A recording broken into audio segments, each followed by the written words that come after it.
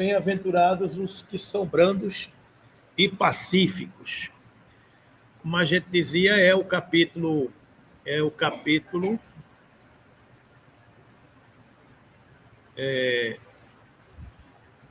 deixa eu ver aqui.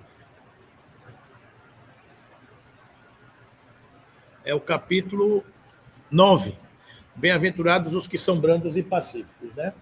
Então, este capítulo traz algumas passagens do Evangelho de Mateus e Kardec classifica ele dentro de uma temática chamada injúrias e violências. E o tema central é a brandura e a paz como condições essenciais para a regeneração da humanidade, a humanidade que habitará a terra regenerada do porvir, né? Então, a gente estudou o capítulo anterior, que era bem-aventurados os que são puros de coração, né? A questão do Evangelho das Crianças, bem-aventurados, na questão de adquirir condições de chegar ao reino dos céus. Então, bem-aventurados os que são puros de coração, porque verão a Deus. Né? Então, aqui a gente vai ver bem-aventurados os que são brandos e pacíficos, porque serão chamados filhos de Deus, porque herdarão a terra. Ou seja, é sempre uma preparação do código moral do Cristo, que é o sermão das bem-aventuranças, no sentido de preparar o homem do porvir. Bem-aventurados os aflitos, não é? Bem-aventurados os que têm puro coração, bem-aventurados os que são brandos, bem-aventurados os que são pacíficos. É sempre o Cristo falando na perspectiva do homem transformado moralmente. A pureza de coração, a brandura, a paz, para nos colocar nessa condição de herdar uma terra. Que terra? Uma terra regenerada. É um pouco isso que a gente vai estudar aqui, né? Comentários de Kardec sobre injúrias e violências e instruções dos espíritos. São 4 mensagens: afabilidade e doçura, paciência, obediência e resignação e a cólera, né? Então, a passagem do Evangelho que a gente mencionava, ela traz o seguinte: bem-aventurados os que são brandos, porque possuirão a terra. Aquilo que a gente falava. As bem-aventuranças, que está lá no capítulo 5 de Mateus, se a gente observar o sermão das bem-aventuranças, esse sermão do monte, esse sermão está nos capítulos 5, 6 e 7 de Mateus. Então, esse é um dos maiores códigos morais que a humanidade tem em mãos. Então, é como dizia Mahatma Gandhi, se toda a literatura religiosa do mundo se queimasse e só restasse o Sermão da Montanha, nada estaria perdido. Porque está tudo ali. A programação doutrinária, pedagógica da transformação moral da humanidade está no Sermão das Bem-aventuranças. Ali, Jesus nos dá o roteiro para a gente seguir adiante. E são 9 bem-aventuranças. São 9 passagens que ele diz, bem-aventurados, são 9 passagens de bem-aventurança. Aqui a gente está vendo 2. Bem-aventurados os que são brandos, bem-aventurados os que são pacíficos. Os estudos anteriores, a gente viu bem-aventurados os que têm puro coração. Na semana anterior, a gente viu bem-aventurados os pobres de espírito. Bem-aventurados os aflitos. Então, são as bem-aventuranças, né? Que ele vai colocando isso como condição essencial da transformação moral da humanidade. Então, bem-aventurados os que são brandos, porque possuirão a terra. Bem-aventurados os pacíficos, porque serão chamados filhos de Deus. Então, veja o planejamento estratégico que Jesus coloca na mão da humanidade. Ele não diz, Vinícius, faça isso hoje. Ele diz, seja bem-aventurado, seja o portador da boa nova, você que é aflito, porque a gente já estudou, porque o aflito de hoje é uma oportunidade de ser o sereno de amanhã. Bem-aventurados os humildes, né? Aqueles que são, por quê? Porque os pobres de espírito, quem são os pobres de espírito? São os humildes, não os pobres na acepção material, mas o que é humilde de coração. Então, bem-aventurados os aflitos, porque ele sabia que a aflição fazia parte da transformação e do caminho pedagógico da educação da alma humana. Bem-aventurado o pobre de espírito, ou seja, o humilde. Bem-aventurados os que têm puro coração, aquele que verá a Deus porque tem um coração limpo, impedido de estar enxergando a luz. Se eu não tenho puro coração, eu tenho algo que impede que eu enxergue a luz. Então, eu serei bem-aventurado se eu tiver puro o coração, tal como as crianças. Não é uma criança, porque a criança carrega o espírito de um homem já vivido. Mas aqueles que são como as crianças. Bem-aventurados os que são brandos, porque possuirão a terra. Bem-aventurados os pacíficos, porque serão chamados filhos de Deus. Então você veja que é um anúncio de uma caminhada estratégica do espírito, a gente adquirindo essas virtudes e nos libertando dos nossos vícios, das nossas imperfeições morais, para sermos chamados filhos de Deus, para vermos a Deus, para herdarmos a terra. Esse é o nosso chamamento, né? E aí ele diz no capítulo, versículos 21 e 22, também do capítulo 5, nesse diálogo, imagine Jesus sentado, andando no meio de uma montanha, por isso que é Sermão do Monte, e 1.000, 2.000, 3.000 pessoas assistindo aquele discurso. Né? Então, você imagine Jesus caminhando naquela terra, os pobres, porque eram aqueles que tinham esperança no reino dos céus, porque Jesus era o Messias que tinha vindo para libertar o povo, acreditava-se nisso, então todo mundo queria ouvir o que ele tinha a dizer. Então, Jesus andava no meio do povo e ia conversando, né?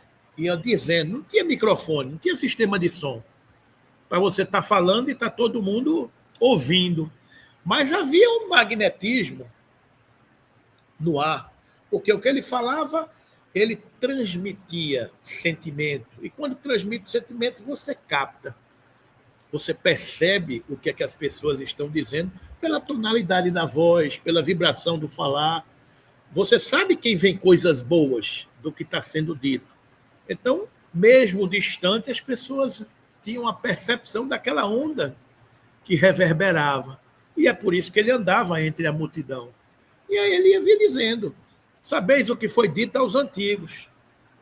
Olha, ele faz referência ao Velho Testamento, capítulo 1 do Evangelho segundo o Espiritismo. Não vim destruir a lei. É o primeiro capítulo do Evangelho segundo o Espiritismo. Mas vim fazer cumpri-la. Então, ouveis o que foi dito aos antigos. Um dos mandamentos, dos 10 mandamentos revelado a Moisés no Tabor. Não matareis. E quem quer que mate, merecerá ser condenado pelo juízo. Ou seja, é a base do Código de Leis romana até hoje.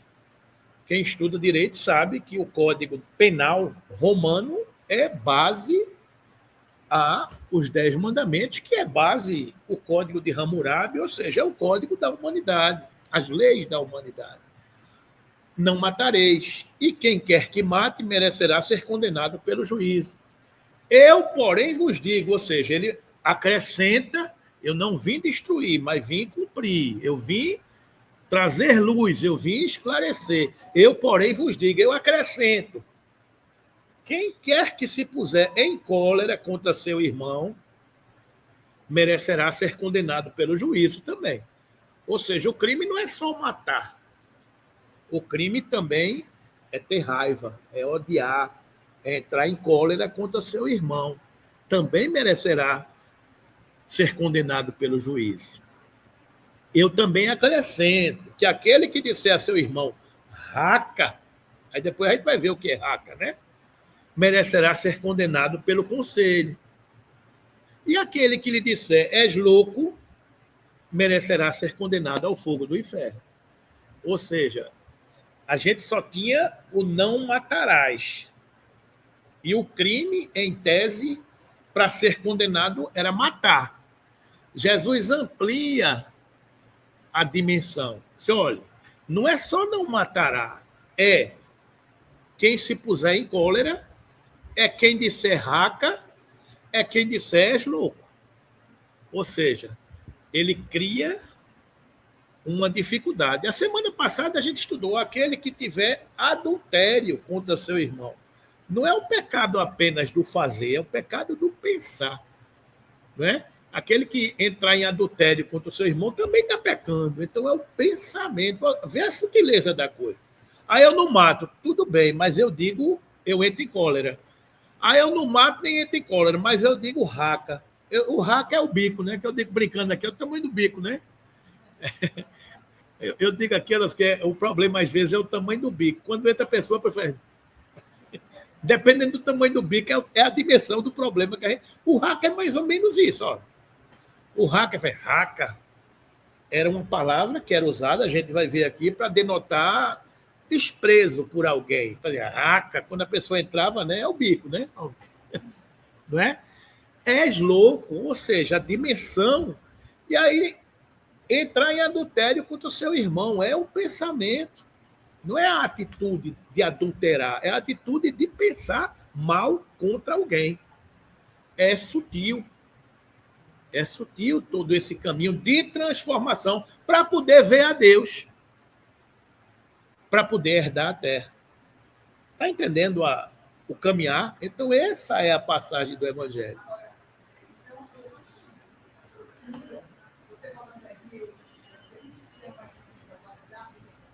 É. A questão das guerras. Aí você está exatamente. Mas é difícil também. Porque assim, você compreende. A gente se revolta.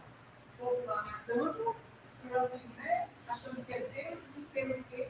Mas a gente lê isso daqui, atualiza em você a questão assim: haverá um julgamento. Não fomos nós. Isso, Rita. Então, você, quando fala dessa dimensão da guerra que ainda existe na humanidade, sim. E quando a gente percebe o código moral que o Cristo deixou para a humanidade, a gente percebe que muitas das almas que hoje estão em guerra ainda não perceberam esse código moral. Ou perceberam e não escutaram. Veja, o Evangelho do Cristo ele é todo pensado na cabeça de um grande pedagogo. É o semeador que saiu a semear. O semeador é o Cristo, é o Evangelho, é a palavra. A terra somos nós. A semente é a boa nova. Então, quando Jesus fala da parábola do semeador, ele diz: o semeador saiu a semear. E veio o primeiro e jogou as sementes na estrada. E o sol veio, queimou as sementes, os pássaros comeram e a semente não frutificou. O segundo jogou a semente nas pedras. Como não tinha profundidade para criar raízes, elas não cresceram. E cresceram e morreram. O terceiro jogou a semente entre os espinheiros, os abrolhos. A semente foi sufocada pelas outras plantas e não conseguiu crescer. E, finalmente, o semeador jogou na terra árida, na terra fértil. E nem todas deram a mesma produção. Uma deu uma para 30, outra para 60, uma para 100. Ou seja, a mesma semente na terra fértil produziu de formas diferentes. Então, a semente é essa aqui. A semente é essa aqui. A terra fértil somos todos nós, que já passamos por inúmeras experiências. Umas vezes a semente caiu e nós éramos a terra, a estrada, a gente nem o viu. Então veio o vento, vieram os pássaros e levaram. Outras vezes a gente já tinha a semente nas pedras. A gente ouviu, mas não prestou atenção, ou seja, não criou raízes. Outras vezes, nós éramos as sementes nos espinheiros. A gente ouviu, prestou atenção, mas encontrou outras coisas que fizeram com que aquilo não florescesse em nós. Ou seja, a gente escolheu, mais uma vez, a porta larga. E outras vezes a gente é a semente na terra fértil. E a gente ainda não sabe se deu 1 para 10, 1 para 20, 1 para 30, ou seja, o tamanho da frutificação das nossas sementes, o tamanho da onda, o tamanho da minha luz é variável. Todos nós podemos ser tocados pela boa semente, mas cada um produz de acordo com a sua capacidade. A prece de Ismalha, que a gente leu há 2 semanas atrás. A luz cabe e cai dos mananciais do alto sobre todos nós. Mas a capacidade que temos de multiplicar a luz que recebemos é o fator K específico da minha alma. Então, se eu recebo a luz, eu multiplico a luz e devolvo a luz para o mundo que eu influencio. E cada um de nós multiplica de forma diferente. É por isso que a luz batia em Ismalha e saía. Porque a alma de Ismalha multiplicava 1 para 100. Batia em Alfredo, que era o marido de Ismalha, multiplicava, mas era 1 para 30. Batia em Aniceto e multiplicava, era 1 para 40. Está entendendo? Batia em outros e não multiplicava, porque o fator dele era negativo, ele absorvia, ele não tinha ainda a capacidade de expandir. A gente vai entendendo porque Deus dá incessantemente em todos os planos. Numa família, num lar, é assim. Quando você está em prece, a luz vem. Você, muitas vezes, é o fator de multiplicação para beneficiar teu filho, teu marido, teu companheiro que está ali do teu lado. Porque a luz vem e conta com você como um fator multiplicador. E assim a gente vai influenciando o mundo. Assim a gente vai vivendo e ajudando o Cristo, porque Deus ajuda as criaturas pelas criaturas. Deus não pode atuar diretamente na humanidade, mas ele usa a Dona Sônia para ajudar a família dela. Ele usa João para equilibrar o lar dele. Ele usa a senhora para equilibrar o seu momento, o seu lugar. É assim. É onde a gente vai frutificando. Então, Rita, essa mensagem de guerra, ela existe desde que o mundo é mundo.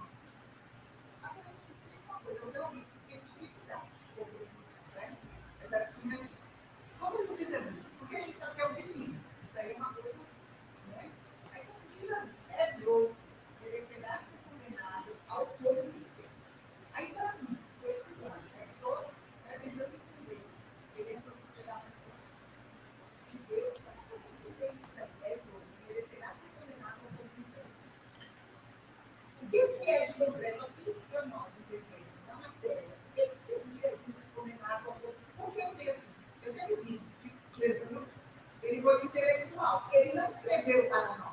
Tanto é que ele usou os seus discípulos para sair. Isso. Então, Kardec traduziu. Por estas máximas, Jesus fez da brandura. Quando Kardec comenta, ele faz isso, minha amiga Rita. Então, por estas máximas, Jesus faz da brandura, bem-aventurados os que são brandos, né? Por estas máximas, Jesus elege a brandura, a moderação, a mansuetude, a afabilidade e a paciência, uma lei.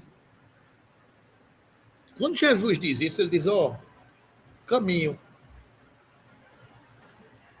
A gente não aprendeu que Jesus Tomé, São Tomé, eu só acredito vendo, não é assim? Somos todos São Tomé. Sermão não, última ceia. Jesus sentado com os apóstolos. Jesus vira para os apóstolos, eu estou indo. Eu vou. Aí Tomé, tu vai para onde? Como é que tu vai dizer que eu vou? Eu disse, eu vou.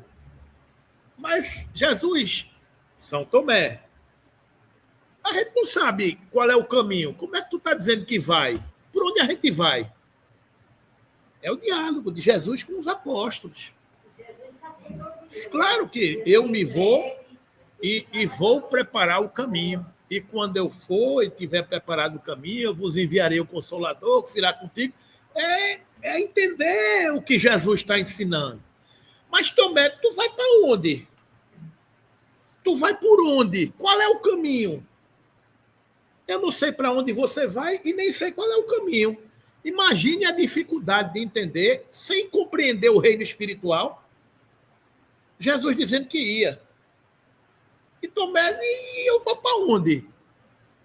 Eu sou o caminho, a verdade e a vida. E ninguém vai ao Pai, não verão a Deus, senão por mim. Está entendendo que as coisas vão se fechando? Eu sou o caminho. Que caminho? O evangelho que ele nos ensinou, a boa semente que ele nos ensinou. Eu sou a verdade. Evangelho de João, e descobrireis a verdade, e a verdade vos libertará. E ninguém virá ao Pai, senão por mim. Ninguém irá ao Pai, senão por mim.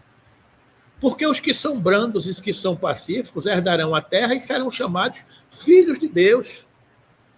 Então, você veja que o Evangelho de Jesus tem toda uma coerência pedagógica para um roteiro, Rita. Então, quando Jesus fala desse jeito, ele elege as virtudes da brandura, da moderação, da mansuetude, da afabilidade, da paciência, uma lei. Uma lei. Aí chega o nosso mentor Emmanuel e junta isso tudo e diz assim: quando há cristianismo em nossos corações, o cultivo sistemático da compreensão e da bondade tem força de lei em nossas vidas. Acabou. Entendesse, Rita? Quando há cristianismo em nossas consciências, quando há Cristo. Aí vem o apóstolo Paulo, já não sou eu mais que vivo. É o Cristo que vive em mim. Ou seja, quando há cristianismo em minha consciência, o cultivo sistemático da compreensão e da bondade tem força de lei em minhas atitudes, em minhas cogitações, na minha vida. Ou seja, quando o cristianismo entra em mim, eu não consigo mais dizer ter cólera contra o irmão. Eu não consigo dizer raca contra o irmão. Eu não consigo dizer és louco, porque há cristianismo dentro de mim. E haver cristianismo dentro de mim é eu ser brando, é eu ser pacífico, é eu ser pobre de coração. Então é uma confissão, na verdade. Por exemplo, merecerá ser condenado ao fogo do inferno. É isso que você está falando. Não, é quando ele disse assim, que ele está chamando alguém de louco. Você saiu deste lugar. Não é. Aqui ele não está dizendo que você é louco, ele está dizendo que se você chamar alguém de louco, você está agredindo alguém. Entendeu? Ele está dizendo aqui. E que aquele que lhe disser és louco, está lhe agredindo. Merecerá também ser condenado ao fogo do inferno. Porque isso aqui é uma forma simbólica de falar as coisas. É uma metáfora. Ele não está aqui dizendo que você vai dizer isso ao pé da letra, mas é a linguagem que ele usava para as pessoas daquele tempo entender. Ele não ia dizer, meu irmão, se você pensar errado do outro, você vai carregar um psiquismo doentio, que lhe vai ter um perispírito mais denso, que vai lhe colocar numa região. Há muitas moradas na casa do Pai. Não dava tempo dele explicar tudo isso. Então ele dizia, é o que eu digo a vocês na reunião mediúnica na doutrinação. Não dá tempo da gente conversar com o espírito e dizer a doutrina espírita em 10 minutos. Não dá tempo de eu dizer, meu irmão, você tem tempo para a gente conversar um pouquinho? Não dá tempo. Então o que a gente tem que fazer é, meu irmão, saia dessa cristalização de onde você está, veja a luz. E se a luz penetrar, ela vai ser responsável por organizar o resto. Não dá tempo, não ali naquele momento. Porque naquela janela de oportunidade já foi um esforço grande para aquela alma vir para ali. Alguém já trouxe, alguém já convenceu, alguém já captou, alguém... A gente está ali só ajudando com o nosso fluido materializado, que é por isso que eles precisam da gente, para poder beneficiar o atendimento. Mas eu não posso ali começar uma sessão de terapia. Aí eu vou demorar quanto tempo para fazer uma terapia com aquele espírito ali? Eu não vou começar. Mas eu vou, direto no fulcro de luz que ele abrir. E, normalmente, o fulcro de luz que ele abre é da culpa, do arrependimento, do amor de mãe, do amor de pai, do amor do companheiro. Normalmente, é uma brecha que você encontra o sentimento. E quando não encontra sentimento, como houve ontem mesmo, numa reunião, a gente percebe que não há sentimento, porque são almas cristalizadas. Não há luz, não há brecha. É cristalizado. Está cristalizado. Por exemplo, você falou de guerras. A gente, às vezes, é preparado para participar de uma reunião para atender determinadas almas sem saber. Eu passei o fim de semana vendo alguns vídeos sobre o Irã. Se a gente for observar o Irã, aquela região ali é uma região de 5, 6 mil anos. E aquela região ali é uma região de muita guerra, de muitos povos, de muitas conquistas, de muito derramamento de sangue.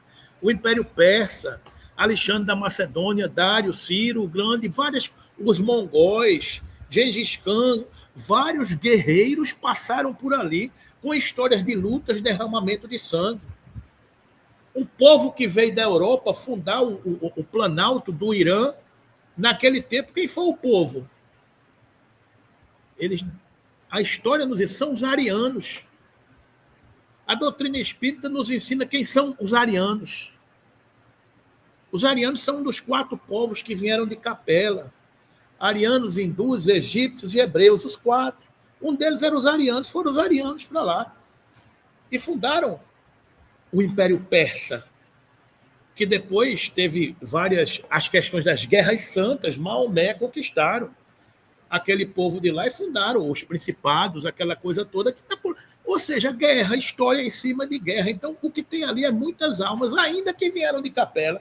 Por que vieram? Porque não acompanharam a transformação moral do planeta. E estão cristalizados. Então, é encarnação em cima de encarnação, guerra em cima de guerra. Jornada em cima de jornada, falando o idioma guerra. Conquista, poder, guerra. Nunca entendeu o ser brando, o ser pacífico, nunca. Nunca tiveram religião. Nunca. Então, são almas cristalizadas. Nós, espíritas, temos essa compreensão de entender que aquela terra tem um psiquismo bélico. Porque essas almas vai passar por isso? Vai. Porque a terra está passando por um processo de transição e de transformação. Mas a luz, o amor, reina acima de tudo. E é o que está acontecendo. A gente conversar com almas dessas de vez em quando, numa reunião, num país distante, que não tem nada a ver com isso, mas tira do psiquismo, para tentar cristalizar e tirar ali 50, 100, 20, 10, não sei quantos, mas tentar ir quebrando um pouco esse psiquismo. Isso é antibiótico. Isso é remédio para ir. Evangelho é antibiótico, é remédio para deixar de cristalizar esses sentimentos da brandura, da paz e da harmonia. Quando não há isso aí, é luz para quebrar. Porque se há a brecha, você penetra pela brecha e a luz se expande. Mas quando não há, é... Diga aí, meu irmão. Completou.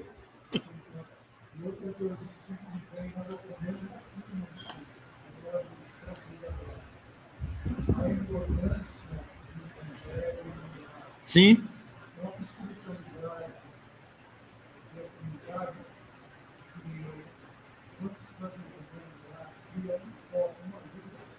Sim, acende, né? beneficiar você. Não só beneficiar nós, mas sim Claro. É a luz que se multiplica, né? É aquela história do girassol, né? O girassol sempre aponta para a luz, né? Então a luz se multiplica, a luz de A, de B, de C, de Alice, de Vinícius, Maria, vai somando. E esse somatório faz uma luz maior. Né? Então, Rita, é isso. A guerra está impregnada no ser. E eu costumo dizer, Rita, que uma encarnação não se improvisa. Nenhum líder assume uma postura de líder da noite para o dia. Essas almas que assumem as posições de lideranças, elas vêm com a responsabilidade de ser líder. E vêm com a prova de vencer. Se vai vencer ou não vai, aí é livre-arbítrio de cada um. Agora, uma certeza a gente tem: ninguém escapa da lei de Deus. Porque tudo será pago até o último centavo. Então, minha irmã, fulano, Beltrano, não sei quem, não chegaram ali de graça. Chegaram por uma trajetória. E tiveram e estão tendo a oportunidade de dar conta de sua administração. Eles darão conta de sua administração seguindo a quem? É com cada um, minha irmã. É com cada um. Agora, ninguém escapa às leis de Deus. Não escapa. Ah, porque fulano não sei o quê. Tá bom, tudo bem. É com ele, Deus. Eu faço a minha parte. Eu faço a minha parte. Que o céu me ajudará. Porque eu também já fiz errado. E aí, posso até fazer amanhã, ainda hoje. Porque nós somos perfectíveis. Não somos perfeitos. A gente não tem que se cobrar essa perfeição. A gente tem que perseguir a perfeição. Mas eu não sou perfeito. Eu sou imperfeito. O próprio apóstolo Paulo dizia: infeliz o homem que sou, não faço o bem que quero, mas o mal que está em mim ainda é o que faço. Porque ele sabia dessa luta do homem velho com o homem novo. É a luta de todo dia dizer: eu queria perdoar, mas eu não consigo, mas eu já esqueço. Não, mas eu não consigo. É o homem velho que ainda é bélico, ainda tem vontade de dizer raca, ainda tem vontade de dizer tá doido, ainda tem raiva. É o homem velho. Só que a gente já sabe o caminho. A diferença é a seguinte: se você carregar isso no seu coração, você não vai ver a Deus, não. Sabe por quê? Porque seu coração vai estar embotado. Seu coração vai estar embotado. É aquela passagenzinha de Chico Xavier com a cachorra baleia, que cabe no que a gente está dizendo aqui. Chico Xavier é aquela alma nobre, iluminada, mas que caiu. O que foi que Chico caiu? Ficou com raiva, com cólera da irmã. Por quê? Porque a irmã mandou sacrificar a cachorra quando ele estava hospitalizado. Aí Chico, que é brando e é pacífico, no momento ele... Há muitas moradas na casa do Pai. Eu posso estar no céu ou no inferno, depende do meu estado de espírito. Só é alguém pisar no meu pé, que eu saí do céu e fui, ai, minha unha encravada, infeliz. A gente diz na hora, né? A gente não vai dizer obrigado, meu irmão, porque você pisou na minha unha encravada. Não vai. A gente vai dar um berro. Porque a gente vai, não é uma Ferrari. Vai de 0 a 100 em 3 segundos. Né? A gente é assim. Então, Chico, que é essa alma benévola, que tem afabilidade e tem doçura, quando a irmã mandou sacrificar ele, o homem velho saiu lá de dentro dos porões da alma e disse: olha eu aqui. Aí Emmanuel disse: ei, Emmanuel vendo o psiquismo e a alma. Ei, stop. Aí disse: por quê? Pergunte a ela o que é que ela quer de aniversário. Mas, Emmanuel, aniversário, a mulher matou o meu cachorro, Vá lá e pergunte. Chico, disciplina, disciplina e disciplina. O que é que você quer de aniversário? Eu queria uma máquina de costura.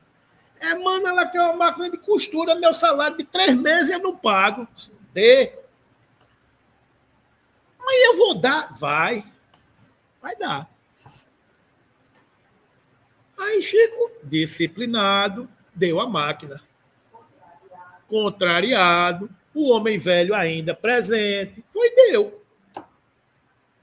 Aí a irmã, meu amor, aí aquilo ali, o amor cobre a multidão de pecados. A brecha que a gente falava, que precisa encontrar, é o amor. Se você não tiver resposta para nenhuma das suas questões, escolha a letra do amor. Depois você entende. Tenha certeza que o amor é o caminho. Chico deu, passou, tudo tranquilo. Aí depois ele vira para Emmanuel e faz: Emmanuel, me diga uma coisa.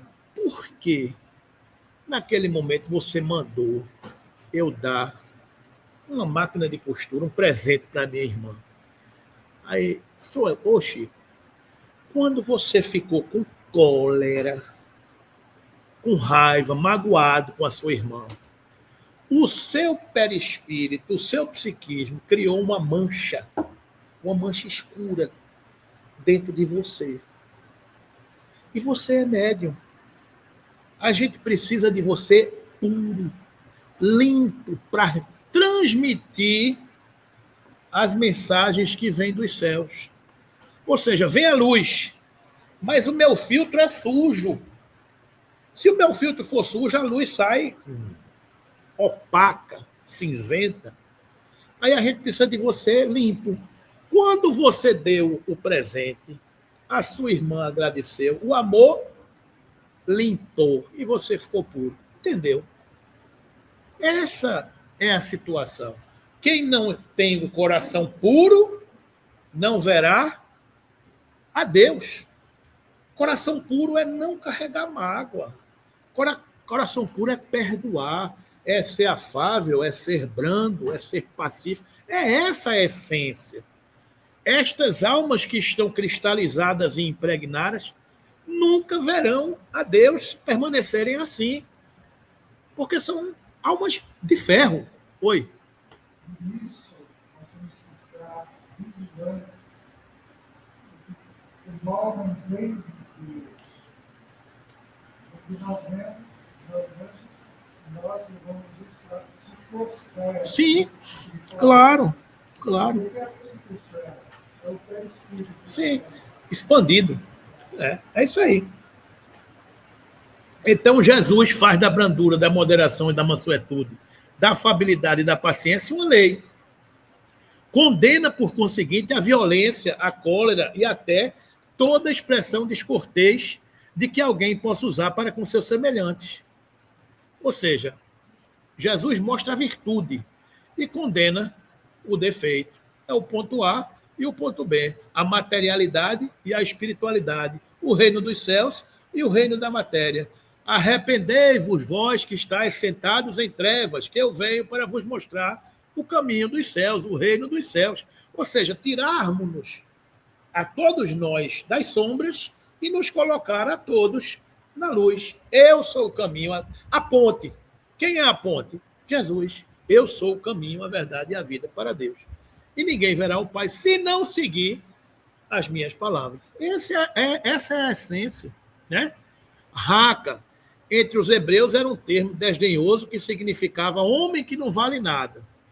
E se pronunciava cuspindo e virando o lado da cabeça. É o bico, né? Pronto. É o raca. Raca, e cuspir no chão. Cuspia no chão, né? Mas vai saber. Pela vibração, ele vai saber. Se você chegar a dizer raquinha, aí não vai ter problema nenhum. Mas se você dizer raca, pronto. Aí, se você dizer raquinha, querido, pronto. A vibração muda tudo, né? Então, vai mesmo mais longe, pois que ameaça com o fogo do inferno aquele que disser a seu irmão: és louco. Olha aí, Rita, o que ele está explicando aí. vai mesmo mais longe, porque condena, ameaça com fogo do inferno aquele que disser a seu irmão, és louco. É evidente se torna que aqui, como em todas as circunstâncias, a intenção agrava ou atenua a falta. Qual é a intenção? Porque tem gente que só fala de boca mesmo e não vai fazer, né? A intenção agrava ou atenua a falta, né? Mas em que pode uma simples palavra revestir-se de tanta gravidade que mereça ser tão severa a reprovação? É que toda palavra ofensiva exprime um sentimento contrário à lei do amor. Toda palavra ofensiva exprime um sentimento contrário à lei do amor e da caridade, que deve presidir a relação entre os homens e manter entre eles a concórdia e a união. É que constitui um golpe desferido na benevolência recíproca e na fraternidade, que entretém o ódio e a animosidade. É, enfim, que depois da humildade para com Deus, a caridade para com o próximo é a lei primeira de todo cristão. É o roteiro. É o roteiro que o Cristo veio nos apresentar, né? Então, Kardec comenta isso e aqui ele conclui dizendo que mais que queria dizer Jesus com estas palavras, bem-aventurados os que são brandos, porque possuirão a terra, tendo recomendado aos homens que renunciassem aos bens deste mundo e havendo-lhes prometido os dos céus. Ou seja, Kardec faz uma reflexão, diz, oi, como é que eu vou herdar uma terra que se estão dizendo que eu renuncio à terra porque eu quero o céu? Aí ele faz essa pergunta aqui, que Kardec mesmo explica, dizendo, enquanto aguarda os bens do céu, tem o homem necessidade dos da terra para viver. A gente está na matéria, então a gente precisa viver na matéria. Apenas o que ele lhe recomenda é que eu não ligue aos bens da terra mais importância do que aos bens dos céus. Eu preciso dos bens da terra, mas eu não vou me escravizar aos bens da terra. É o que Kardec está explicando a gente aqui. Por aquelas palavras, quis dizer que até agora os bens da terra são assabancados pelos violentos, em prejuízo do que são brandos e pacíficos. Que a estes últimos falta muitas vezes o necessário, ao passo que outros têm o supérfluo. Promete que justiça lhe será feita, assim na terra como no céu, porque serão chamados filhos de Deus. Quando a humanidade se submeter à lei de amor e de caridade, deixará de haver egoísmo. O fraco e o pacífico já não serão tão explorados, nem esmagados pelo forte e pelo violento. Tal a condição da terra, quando, de acordo com a lei do progresso e a promessa de Jesus, se houver tornado um mundo ditoso, por efeito do afastamento dos maus. É simples assim. Agora, quando é isso, a gente depende da transformação moral da humanidade. O que ele está dizendo aqui é que quando a humanidade tiver avançado moralmente, porque hoje a humanidade só avançou cientificamente, nós somos povos esclarecidos, não somos povos ainda desenvolvidos moralmente. Atingimos o primeiro degrau, a primeira asa, mas não atingimos as duas. Quando a humanidade tiver humanidade, se submeteremos à lei de amor, de justiça e de caridade, e deixará de haver egoísmo. O fraco e o pacífico não serão explorados, nem esmagados pelo forte. Entendeu, minha irmã? Quando esses governantes estão tomando conta de tantas nações e de tantos destinos, eles podem, com uma decisão, com uma conduta, mudar muita coisa. É uma responsabilidade, é um peso muito grande que estão na mão desses homens. E estão preparados para isso, estão assistidos para isso. Mas onde é que eu quero regular o meu dial? Eu quero ouvir o conselho de quem? Do ouvido de cá ou do ouvido de lá? Eu quero caminhar para onde? É o desafio da humanidade. Enquanto a gente não tiver ainda humanidade, ainda não nos submetermos à lei de amor e caridade, ainda teremos egoísmo, ainda teremos vaidade, ainda teremos orgulho, ainda teremos briga por poder, ainda estaremos cristalizados nas coisas da matéria. É por isso que é um processo. É por isso que os brandos herdarão a terra. É por isso que os pacíficos serão chamados filhos de Deus. Até sermos brandos, até sermos pacíficos, ainda não transformaremos a terra. Ainda não seremos chamados filhos de Deus. É um processo. Mas a gente já compreende que a gente está caminhando. Né? É o processo de depuração que nós estamos assistindo. É por isso que está tão turbulento. Porque tem muita alma que estava aí cristalizada em tudo isso que eu falei, do Irã, das variantes, que estavam lá mergulhadas nos arquivos e nos porões da Terra, que vieram à tona. Por quê? Porque a Terra está mudando de patamar. Então essas almas estão sendo acordadas, despertadas, bora, reencarna, vem, está por aqui. E aí a gente está dando conta do que a gente tem. É por isso que está tão difícil. É por isso que está tão angustiante estar atravessando esse momento. Porque a gente está mergulhado no meio do furacão, que é o período de transição que está acontecendo. Agora, a gente tem certeza que a luz invadiu. A gente tem certeza, porque tem muita alma nobre que está por aí, reencarnada. Quando de vez em quando eu boto aquela mensagem, olha eles aí. É essa turminha que está chegando aí, almas nobres que estão chegando para melhorar com a sua luz o ambiente em que eles vivem. Quem sabe não tem um bocado de apóstolo do Cristo aí, de trabalhadores da primeira hora reencarnados aí, ajudando a gente a trabalhar. Né? Então, meus irmãos, fiquemos por aqui nessa manhã de hoje, agradecidos pela essa oportunidade de estarmos aqui completando 38 anos nessa casa, que é um ponto de luz que se acende no meio dessa crosta terrestre, desse planeta Terra, né? Contando com centenas, milhares de trabalhadores abnegados do mundo espiritual que nos assistem, né? Que estão trazendo aqui numa assembleia aqui de, sei lá, 10 pessoas encarnadas, mas talvez centenas de desencarnados, de todas as nacionalidades, porque só quem conhece o Espiritismo é o Brasil. Então, quantas almas de outras nacionalidades, de outras regiões, não estão vindo para o Brasil, para as casas espíritas, entender o que é isso? Quantos cursos não estão sendo feitos no mundo espiritual para que eles reencarnem nos seus países, não levando o espiritismo, mas levando os princípios espíritas? Porque é como a gente diz, a religião do futuro não vai ser o espiritismo, mas vai ser o futuro das religiões.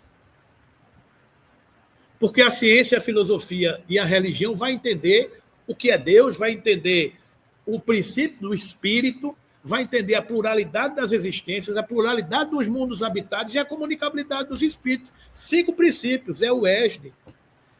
É a explicação desses 5 princípios. Que é Deus, que é espírito, pluralidade das existências, pluralidade dos mundos habitados, comunicabilidade dos espíritos. Todo mundo vai falar a mesma coisa. Na sua religião, na sua filosofia, na sua escola científica. Porque os princípios bebem na mesma fonte, que são as leis de Deus. É simples assim. E a turma está por aqui. Coreanos, japoneses, chineses, hindus, gente que nunca ouviu falar do espiritismo, muçulmanos, estão por aqui, assistindo essas conversas, entendendo os princípios, assistindo no mundo espiritual, participando de seminários. Para quê? Pluralidade das existências, para reencarnar com essas sementes, para finalmente germinar a boa semente na terra fértil. É o princípio da lei que a gente vai compreendendo e vai trabalhando. Estão entendendo, meus irmãos? Então, bem-aventurados os que são brandos, porque herdarão a terra. Bem-aventurados os pacíficos, porque serão chamados filhos de Deus. Próxima semana a gente continua com a afabilidade e doçura.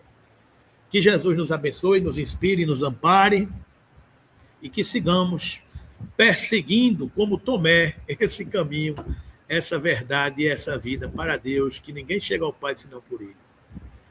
Simbora, vamos concluir.